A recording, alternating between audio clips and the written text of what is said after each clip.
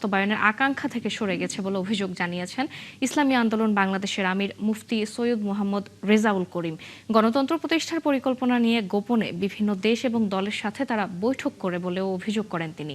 বিকেলে রাজধানীর কাকরাইলে দলের নগর সম্মেলনে ইসলামী আন্দোলনের আমির বলেন, স্বাধীনতার পর থেকেই জন আকাঙ্ক্ষা পূরণ করতে পারেনি কোনো সরকার।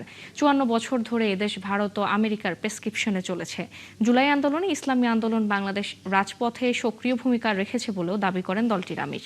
গোপনে বৈঠক করে আমেরিকার সাথে যখন আমরা দেখলাম যে তারা খ্রিস্টান মিশনারির সেক্রেটারি জেনারেল তার কাছে স্বীকারোক্তি দিয়ে আসে আমির প্রচলিত গণতন্ত্র অনুযায়ী দেশ চালাবে, বৈঠক হবে, করব প্রয়োজনে, কিন্তু সেটা গোপনে চোরাই পথে কেন?